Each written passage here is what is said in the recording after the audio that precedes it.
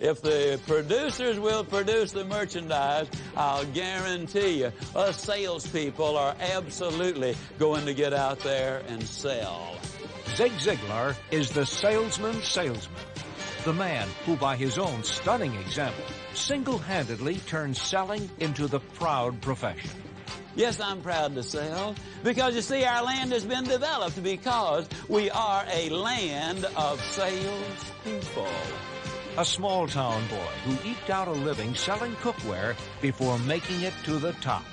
Zig will show you how his methods can work for you. We really haven't done a very good job of letting people know what the sales profession is all about, but we're correcting that right now. For nearly 20 years, Zig Ziglar has conducted successful motivational sales seminars worldwide. Known as the Master Motivator, he has turned his one-man operation into a large Dallas-based corporation. Selling in the professional sense is uncovering a need and then bringing to that individual the products or the goods or the services which fill that specific need. As salesman extraordinary, Zig Ziglar will tell you how to charm your client, persuasively present your product, and close the deal. Regardless of what it is that you do, you enjoy the high standard of living that you do because salespeople like me are out there selling. Let's join Zig Ziglar now as you have a front row seat at his most successful sales seminar and learn how to make selling your proud profession.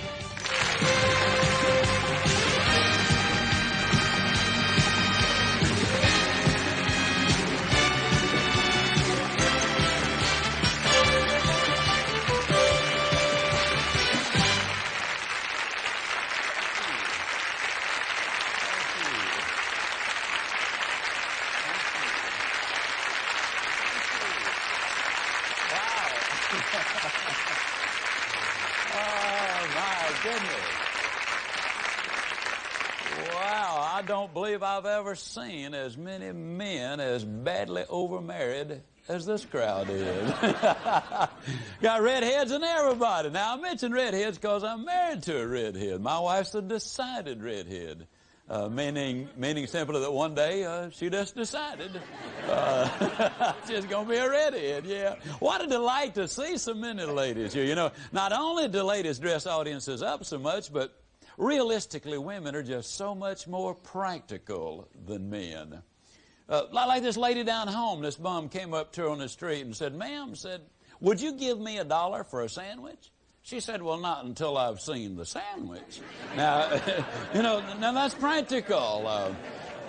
Like the two ladies talking, one of them said, "Well, I didn't want to marry him for his money, but that is the only way I could get it." Now, you see, that's practical.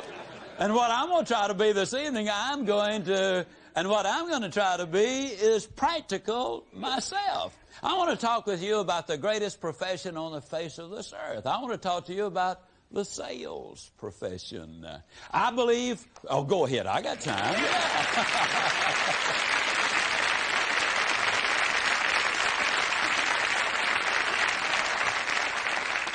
I just happen to believe that America is the greatest land on this earth because we are a land of salespeople. We're certainly not the greatest because we're the biggest, because we're not. Russia and China and Canada, Brazil, they're all bigger than we are. We're not the greatest because we have the most people. Why, India and Russia and China got lots more people than we have. We're not even the biggest because we have the most, or the greatest because we have the most natural resources, though we've certainly been abundantly blessed in that area. But then so has India, for that matter, much of Africa, parts of Russia, Canada, Brazil, all rich in natural resources. No, we're not the greatest because we have the most people or the most land, but we're the greatest because essentially we are a land of sales people. And I don't know how you feel about it, but I, for one, am tremendously excited about being a sales person. The truth of the matter is, America was discovered by a salesman. Not by any stretch of imagination could you accuse Christopher Columbus of being a navigator. Now, if you'll remember, folks, that dude is looking for India. Now, he missed it 12,000 miles. Not by any stretch of imagination could you accuse him of being a navigator, could you? And you might say, well, yeah, but was he a salesman? Well, let me tell you the story. He was an Italian in Spain. Now, that's way out of his territory. He's only got one prospect to call on, and if he misses a sale, he swims home. Now, you tell me, was he a salesman or not? He called on Isabella, told her the story. She says, Chris, it sounds like a good idea, but man, $12,000 for 5 little old ships? See, a lot of people don't realize they started out with 5, but 2 of them did go over the side. You know? And you might as well know now, I tell folks I'm like a cross-eyed discus thrower. I don't set any records, but I do keep the crowd alert. And, you know, and I think that's important. He told Isabella the story, you know, and she related to it. She said, you know, it sounds wonderful, Chris, and if I could raise the $12,000, I'd buy the idea in a minute. But we don't have any money. How many of you salespeople have ever had a prospect tell you that they'd buy if they had the money, but they just don't have the money? Well, Chris looked at her and he said, look, Izzy. Now understand, I was not there, so I'm not certain this is verbatim, but you got that string of beads hanging around your neck there. Let's take them down to the pawn shop. We'll hock them. We'll finance this deal. Well, your history books will clearly tell you they used some unusual methods to raise the money to finance the trip. Then when they started sailing in those 3 little ships, Columbus really had a sales job because those sailors thought they were going to go over the side. I mean, literally. And every single day he had to sell in order to sail. And as a matter of fact, he had agreed to turn back towards the homeland if they had not discovered or sighted land within a certain time. And just 8 hours before the crucial decision was made is when they discovered the land. And the call came forth, land ho! And the most profitable sales call in history came to a close. And then Columbus made the mistake that a lot of salespeople make in our world today. He did not service the account. He did not keep on selling. And a man named Americus Vespucius entered the picture, and he serviced the account. We did not become the United States of Columbus. We became the United States of America. America was populated by a salesman. Sir Walter Raleigh toured the coffee houses of London, selling those ignorant, fearful, superstitious people on the idea that they should leave the relative security of their homeland and come into this vast, uncharted, foreboding, weird wilderness that lay beyond the sea. It was a tremendous sales job. We were freed by a salesman. Do you really understand the tremendous recruiting job that George Washington had to do?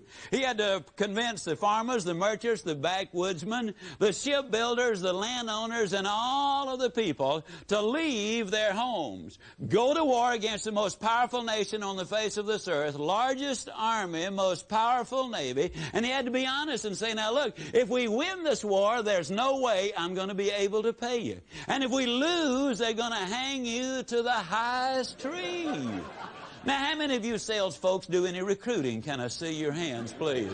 Now, I want you to visualize this scene. You're trying to recruit somebody to sell with your company. And you have to tell them, look, if you make the sale, I don't have any money, I'm not going to be able to pay you. But if you miss the sale, we're going to line you up at daylight and we're going to fire away. Now, that was the job Washington had to do, but he did the job. You know, we won our independence. As soon as we'd won our independence, Alexander Hamilton, the first Secretary of the Interior, or the treasurer rather, came to Mr. Washington and said, let's get the Congress to appropriate some money so that we might study the methods the British have used to establish their agents and factories around the world. The money was appropriated. I don't know if you've ever thought about this or not, but as you realize, ladies and gentlemen, for the first 168 years that America was populated, we had only moved to the Appalachian Mountains. Did you realize that with the appropriation of this money, we did set up trading posts, and just 30 years later, we were already to the Pacific Ocean?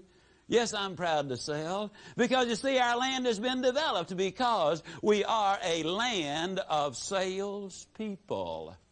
Now, at this point, you might have a question in your own mind. Well, Zig, if that's the case, if we as salespeople have done so much, why is it that salespeople are held in such low esteem? Why is our reputation not better? Why is it that people do not respect the profession, more than they do today? Well, I believe, ladies and gentlemen, that one of the reasons that only 2% of the graduating seniors from college today are interested in going in the profession of selling is because we have not done our thorough job as salespeople.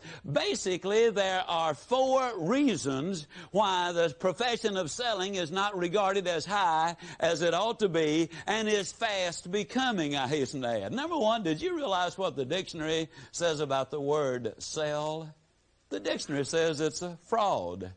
It's a hoax. It's right there in the dictionary. Can you believe such a thing like that? We ought to sue those rascals for writing such things as that. Number 2, we've done a lousy job of selling the profession of selling. Now, we've sold our goods, we've sold our products, we've sold our services, but we really haven't done a very good job of letting people know what the sales profession is all about. But we're correcting that right now, and you're part of the correction, because by the time we get through here, you're going to have that jumping up and down enthusiasm about the profession of selling. See, a lot of people are tremendously proud of their company, awfully proud of their products, their goods, or their services, but for whatever reason, they seem to be a little hesitant to let people know they're in the profession of selling. We just simply have not done the sales job. Now, there's the third reason why a lot of people don't really understand what the profession of selling is all about and why they have so many erroneous ideas. A few years ago,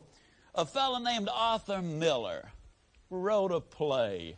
He called it, of all things, Death of a Salesman.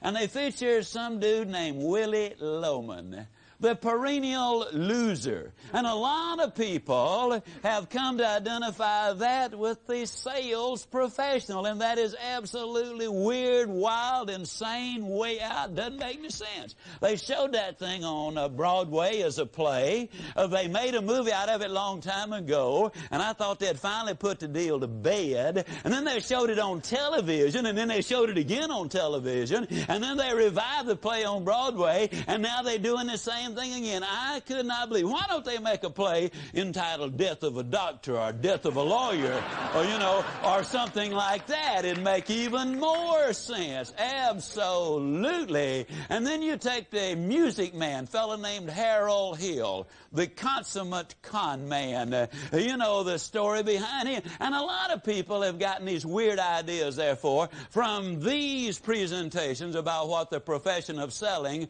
really is all about.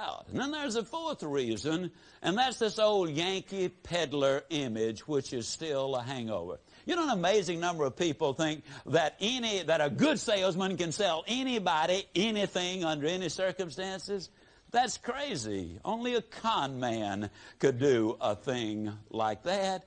Selling is not making people want something they don't need, nor is it making them buy something they do not want. Selling, in the professional sense, is uncovering a need and then bringing to that individual the products or the goods or the services which fill that specific need. Now, let me see if we can establish some things here with some questions. How many of you folks sell a pretty good product? Can I see your hands? Okay. How many of you sell an extraordinarily good product? Can I see your hand? How many of you believe that when you sell that good product, well, let me ask you this way.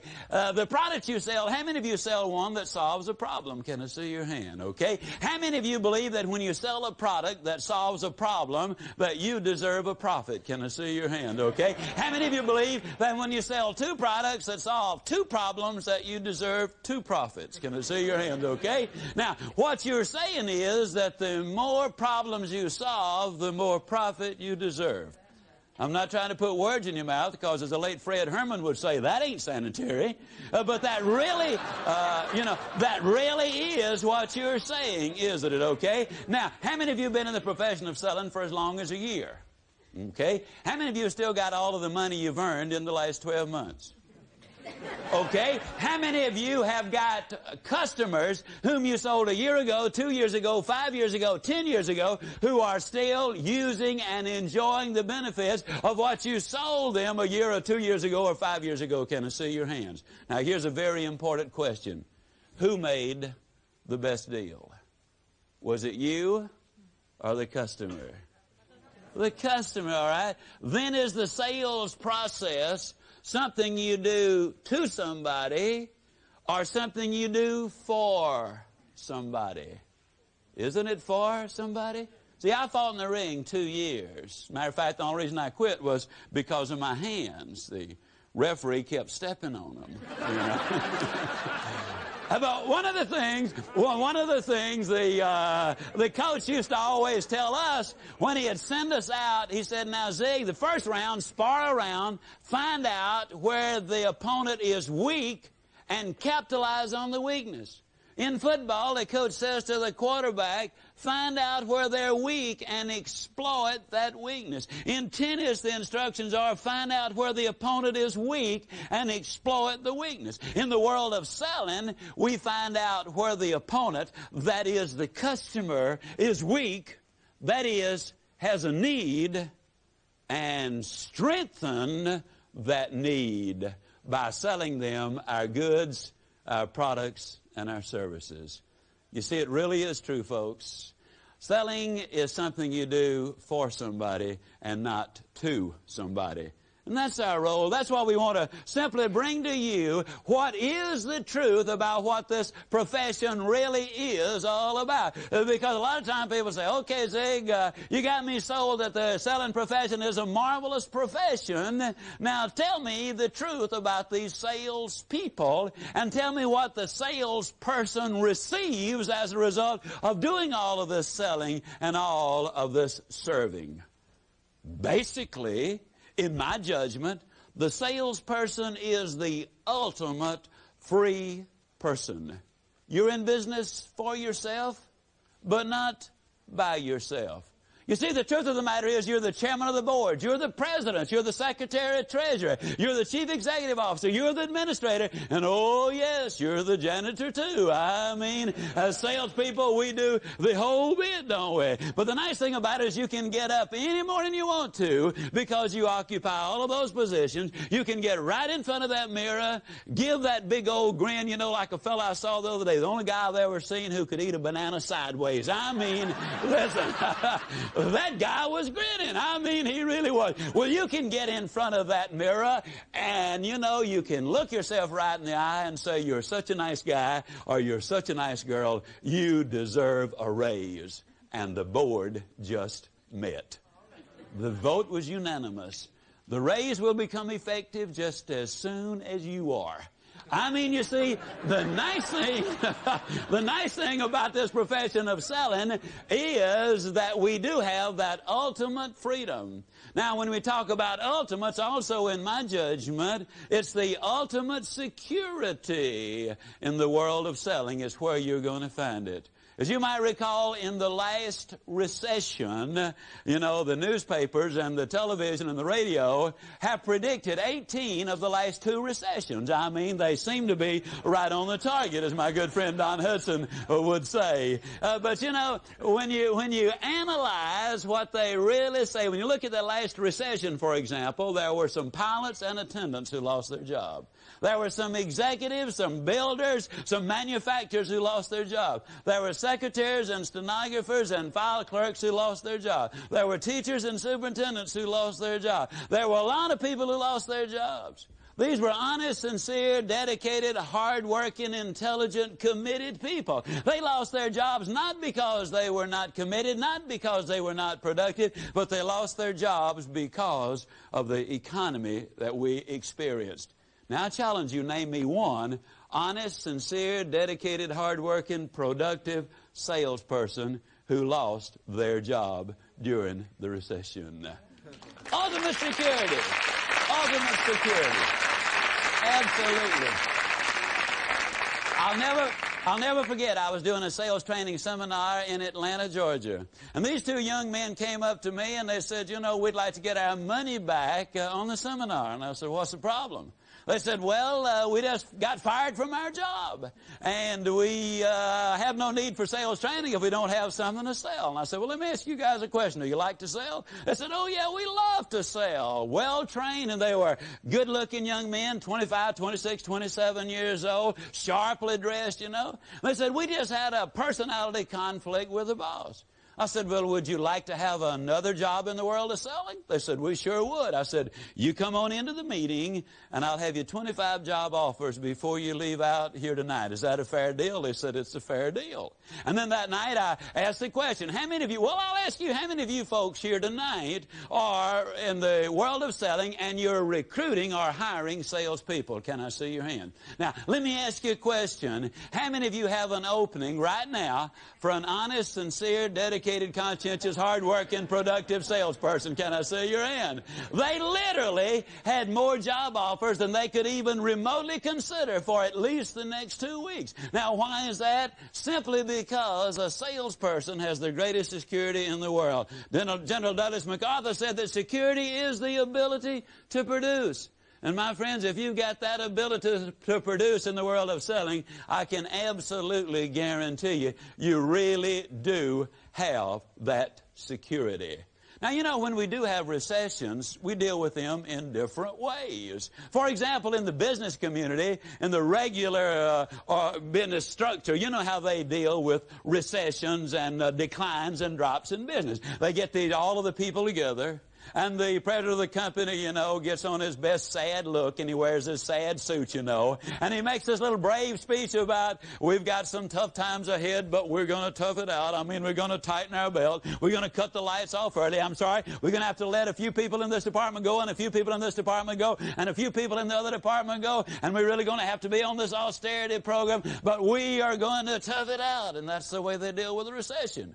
Now, when sales organizations are confronted with that situation, they call another big meeting. They get all of the folks together and say, now, folks, you know, we hear this talk about this recession, but we have figured out a way to deal with it. We are all just going to have to work real hard to reduce our sales, and that's the way we'll solve the problem. Isn't that the way they generally handle it? Or do they get everybody together and they say, hey, you've heard all of this baloney about a recession. Let me tell you our answer to that. Man, we're going to put on a sales contest like you have never heard of before in your entire lifetime. We're going to put up prizes like you cannot believe. We're going to involve here some motivational training programs and some sales training programs, and we're going to have some incentives here that will absolutely boggle the imagination. And I'll tell you what's going to happen. We're going to get out there and we're going to show them where a recession is. We know business is never either good or bad out there. Business is either good or bad right here between your own two ears. And if you're thinking it's stinking, your business is going to be in the same shape. We're just going to give all of you a little checkup from the neck up, and we're going to go out there and we're going to knock them dead. And we're going to sell, sell, sell. Now, let me ask you a question. During the last recession, whenever it was, how many of you actually sold more during the recession than you'd sold before the recession? Can I see your hand? In the world of selling, an absolutely incredible thing. Yes, indeed. The salesperson really is an unusual individual. Do we make money? How many of you read U.S. News and World Report? Can I see your hand? About a little while ago, in one of the issues of U.S. News, they had a fascinating article in there. You know what the article said? It said that more salespeople are millionaires than doctors. Now, I don't know how that gets to you, but I kind of say, hey, what about that? We make more money than those dudes make. What about that? Yeah.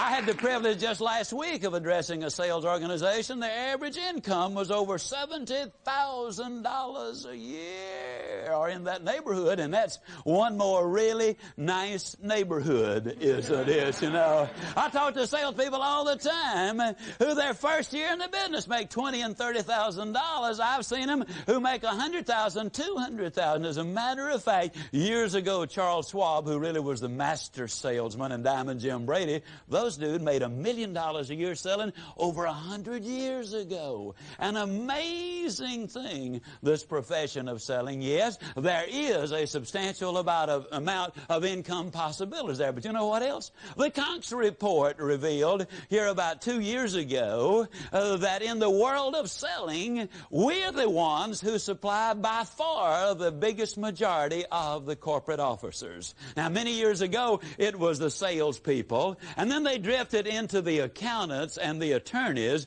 and they made the corporate officers out of them.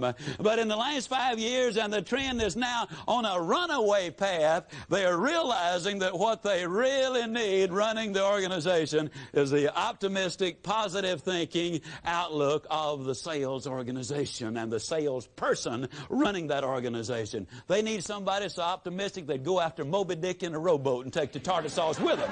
I mean, basically, that's the kind of individual that they are looking for. Yes, it's great to be a salesperson. Now, hopefully, I've exploded a lot of the myths about the profession of selling and what the salesperson himself or herself really earns. But the question comes up, who is the best salesperson? What type of individual or personality makes the best salesperson? For years and years, the general public has been led to believe that it's the extroverted, happy-go-lucky, backslapping, hail fella, well-met, joke-telling kind of an individual who makes the best salesperson. I'm glad you're seated because this might shock some of you. But if we were to divide this audience right here into two groups, one group are all introverts and the other group are all extroverts, I got news for you. The introverts will outsell the extroverts 100 times out of 100. That's right. Now, that probably shocks you. Now, that doesn't mean that maybe the best salesperson might not be an extrovert. They could well be. But I'm talking about over the long haul. Now, why is that? And incidentally, let me hasten to add, the introverts, in many cases, have acquired some of the characteristics of the extrovert. I mean, they've learned to be a little more outgoing, a little broader smile, a little more enthusiasm, and a little better handshake and this kind of thing. But I'm talking about the nature of the individual. Why would the introvert make the better salesperson? There's several reasons for it. First of all, it is because the introvert is far more likely to be better organized. And they're better students. They study the procedures and the techniques. They're not as likely to sell by the, quote, seat of their pants. They will follow the procedures which are there. Number two, they're more detail-oriented and, incidentally, more people-oriented. They're far more inclined to ask questions to uncover the needs of the prospect and find out what the prospect needs instead of trying to roughshod run over them and dominate them with personality and tell them all about the wonderful merits of their merchandise without finding, first of all, if their needs will be met by what they're selling. Third thing about introverts is, realistically, folks, they're more introverts than they are extroverts. And so they have more people to relate to as far as the process of selling is concerned. So what can those who are extroverts do about it? The same thing that introverts can do. You can acquire the training, the characteristics, and the habits of the introvert, just as the introvert needs to acquire some of our characteristics. And yes, people can definitely do that. This is probably going to shock most of you when I tell you this, because all you've seen me here is in front of a group of folks, and I'm laughing, and I'm talking real loud, and I'm bouncing up and down, and I exude a lot of energy and a lot of confidence and a lot of enthusiasm. So when I tell you this, it's probably going to shock you. But I, too, am an introvert. Very much so. Now, you might think I'm the loudest introvert you've ever seen in your life, but emphatically, I am an introvert. I have simply acquired some of the characteristics of the extrovert. You see, you're not stuck with the way you are. One of the most exciting things I can tell you is that you can change. I can tell you that you're what you are and where you are because of what's gone into your mind. And you can change what you are, and you can change where you are by changing what goes into your mind. And the beautiful thing about the profession of selling is you have an opportunity to be with and around the optimistic, the positive thinkers, the people who are encouraging and building you up and helping you to do more of the good things of life. When you start talking about the salesperson and the kind of individual involved in it, I think one of the most exciting reports I've ever read was put together by the Forum Corporation out of Boston, Massachusetts. They did a considerable study on 341 salespeople. 173 of these salespeople were the top-notch producers. I mean the super productive salespeople. 168 of them were average salespeople. Now, all of them had been selling at least 5 years, so we can eliminate the rookie factor. They came from 11 different companies, 5 different industries. They sold everything from petrochemical, banking, life insurance, real estate, and 1 or 2 other things.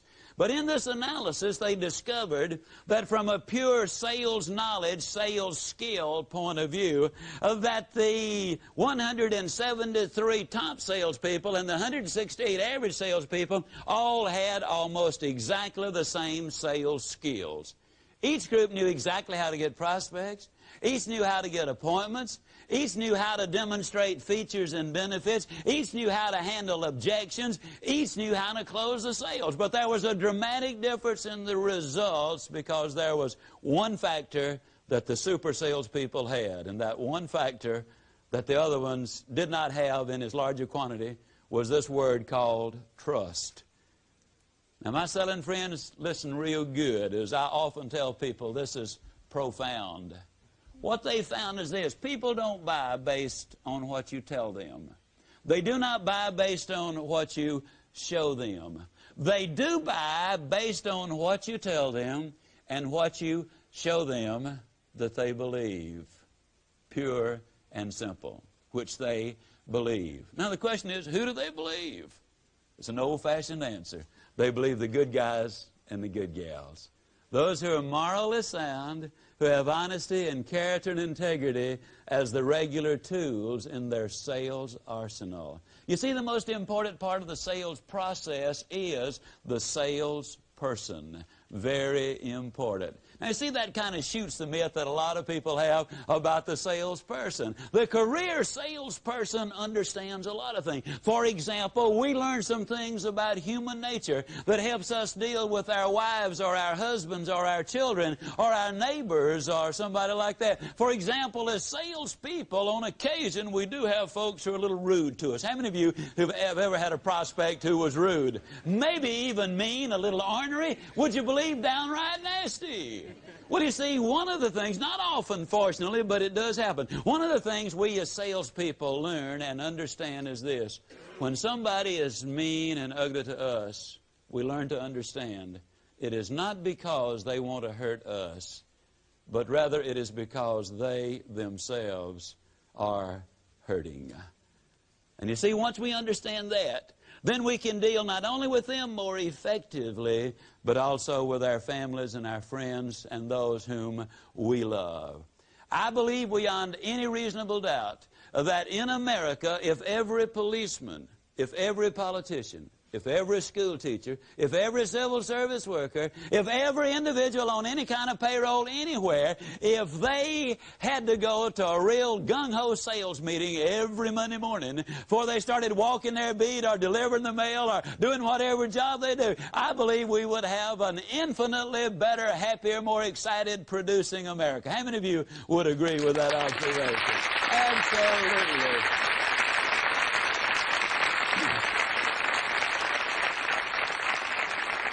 Now, of course, ladies and gentlemen, everything is selling and everybody is a sales person. Whether you're a dentist, a doctor, a preacher, a teacher, a coach, a child, a music minister, doesn't make any difference what it is that you do. Everybody is a salesperson. Let me share a couple of examples with you of what I'm talking about. When I was between the 11th and 12th grades, during World War II, I went to junior college so I could pick up some extra classes so I could get in the Naval Air Corps. All right? Now, I had to pick up an extra course in history in order to graduate, and so I would be free then the following my senior year to take a lot of extra math and science. Well, I didn't want to take American history. What possible good is it going to do me, to learn something that happened 100 years ago or 200 years ago? But I had to learn it, so I was going to go in there, and I was at least going to pass, but don't think I'm going to try to remember it. I'll just transfer the knowledge from the teacher to my mind to the pad, and then I'll get out of there, and they'll end it. But the teacher threw me a curve. He was Coach Joby Harris at Hines Junior College in Jackson, Mississippi. And you talking about a salesman, folks. He was a salesman. He spent that entire first period selling me on why I had to learn my history. He really put the story on me. He also sold me that as an individual, if I had any ability that permitted me to do more than support my family, that I had a moral obligation to my fellow human being and my community to donate some of my services for the betterment of mankind. I walked out of that classroom that day a history major. Only subject I made consistent A's in throughout the time I was in college. What I do today in all of the activities outside of my actual business was directly, emphatically influenced by that salesman, a school teacher, Coach Joby Harris. Everything is selling. I'll never forget when our second daughter was born. Our first child was 3 years old at the time. And I'd been out on the road not long after our baby came home from the hospital. I'd been out on the road and I got stuck. There was a snowstorm and I spent the night in a Greyhound bus, fortunately, on the side of the road. When I got in the next morning, I was exhausted. There was about 10 inches of snow on the ground. And I'd no sooner walked in and just had my top coat and my gloves and my hat off when the redhead said to me, "Well, honey, we got to go to the store. We need some things." So I reluctantly put all the gear back on. And my 3-year-old said, "Daddy, I want to go." And I said, "Oh, Susie," I said, "the weather's too bad. It's too cold and wet, and I won't be gone long." But she said, "Daddy, I'll be so lonely." I said, "Oh, Susie, you won't be lonely." I said, "Your mother's here, the maid's here, your baby sister is here." I said, "You won't be lonely." She looked right at me and she said, "But Daddy, I'll be lonely for you." I don't need to tell you, she went to the store with me. You see, the truth of the matter is, everything is selling. The third example, at our church, we recently got a new music minister. Now, please understand that I've got the kind of voice that prompted Mitch Miller to write me a personal letter asking me not even to bother to sing along with.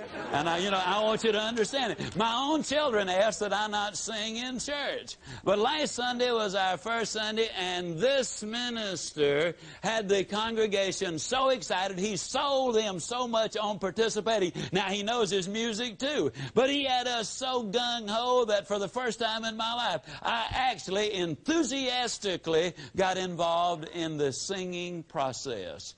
Everything, ladies and gentlemen, is selling. I mean, everything is selling, and that's one of the reasons that I'm so excited about it.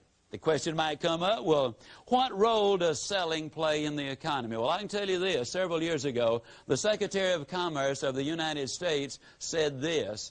He said that what we need in America today is 1 million more sales people, professional sales people. Have you ever really stopped to figure what happens when you make a sale? Now, when you make a sale, let me ask you, how many of you write your order on an order form or an order blank? Can I see your hands, please? Okay. Now, when you make that sale, do you understand, do you realize fully that the order pad you wrote it on did not start out as an order pad? It started out as a tree. And you're the person who paid those people who went out in the woods and cut that tree down when you got out there and made the sale. And then a whole bunch of people hauled that to the paper mill, and you're the person who paid those people to haul that to the paper mill when you got out there and made the sale. Now, in the paper mill, you see, there are hundreds of people manufacturing that tree and a paper, and you're the person who paid those people to manufacture that tree and a paper when you got out there and made the sale. But it goes so much further than that. You see, when you made a sale, you made a profit on that sale. And if you're lucky, your manager made a profit, and if you're real lucky, your company made a profit. That's the way you stay in business, you know. And so you take part of your profit, you go down to the store and you buy a can of beans. And in essence, the grocerman says, if you're going to buy my beans, I got to get some more. He goes to the wholesaler and said, need more beans. Wholesaler said, if you're going to buy my beans, I got to get some more. He goes to the canner and said, need more beans. Canner said, if you're going to buy my beans, I got to get some more. He goes to the farmer and said, need more beans. Farmer said, if you're going to buy my beans, I got to get some more. And to do that, I got to raise them. To raise them, I got to have a new tractor because the one I got's worn out. He goes to the dealer and said, hey, I got to have a new tractor. The dealer said, if you're going to buy my tractor, I got to get another one because these are all we've got. He goes to the factory and said, hey, got to have new tractors. And the factory said, if you're going to buy our tractors, we got to manufacture some more. To do that, we got to bring in iron, copper, plastic, steel, aluminum, lead, zinc, spark plug. Well, we got to set up factories all over the world. And all of that happened because one day you got out there and made a sale. That's right.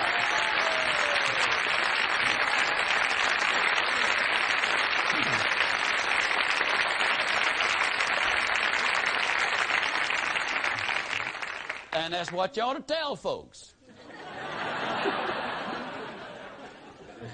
Why am I excited about the profession of selling?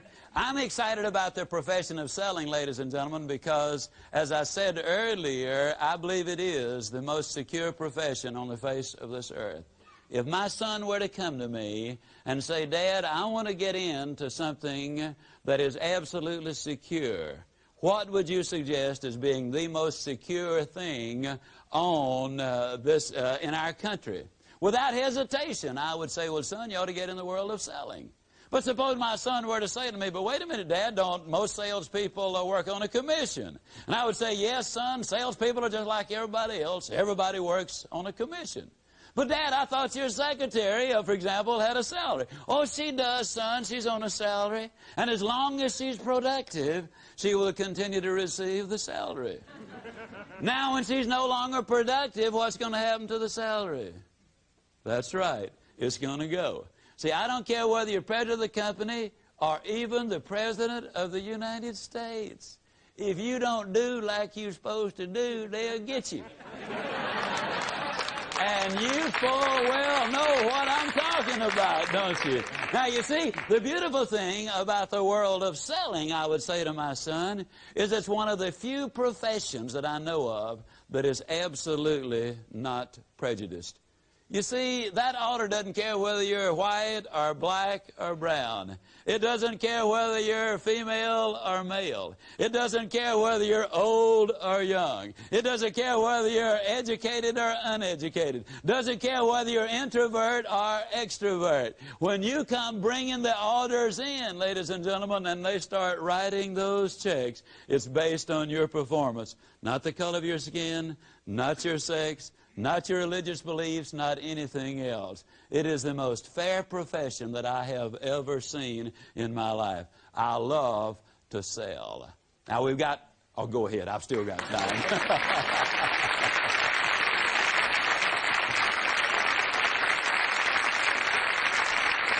Now there's an awful lot of selling we still need to do. For example, in our society today, did you realize that 42% of the time spent on jobs is wasted?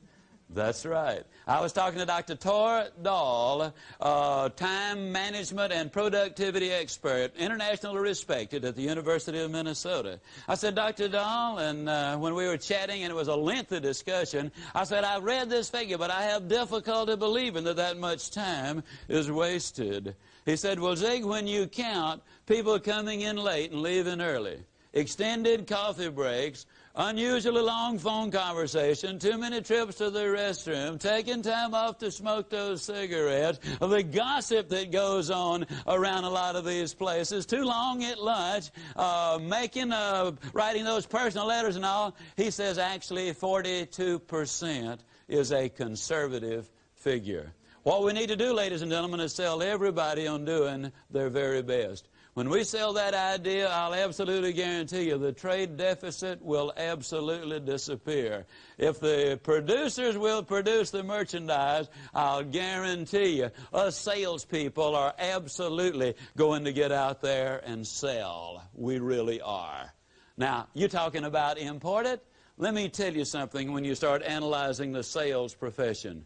Even as I make this presentation, around our country there are certain organizations which are on strike in various plants and mills and institutions and so forth. But let me tell you to think about this. If you ever have any doubts about your validity as a profession and what you do as a person, I want you to think about this. Did you realize that if everybody in America who sold anybody anything under any circumstances, whether it was a piece of pie, a loaf of bread, a can of beans, a gallon of gas, a life insurance policy, a home, some pills from the drugstore, a suit of clothes, some hair shampoo, a necklace around your neck, or a microphone around your neck, if everybody in America who sells anybody anything were to go on strike just for 24 hours, did you realize we'd be thrown in a recession, ladies and gentlemen, that it would take us months and months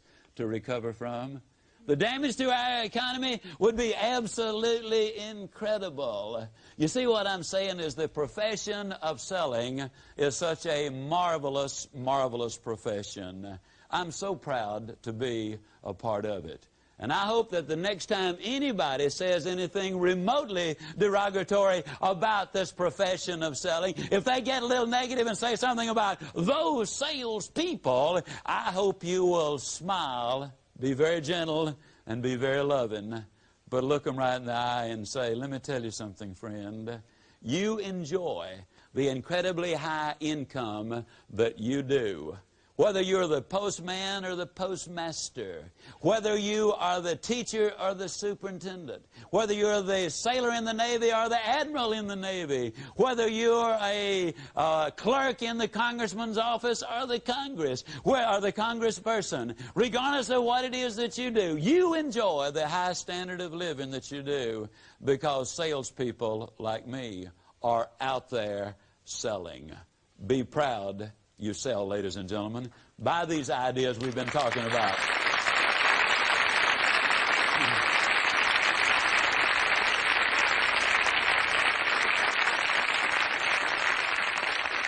You see, what I'm really talking about is an attitude toward the profession. So you acquire the skills, acquire the professionalism, learn the techniques and the procedures, and buy this idea that selling is a magnificent profession. Because if you do, I can close by saying, I'll see you. And yes, I really do mean you, my selling friends, at the top.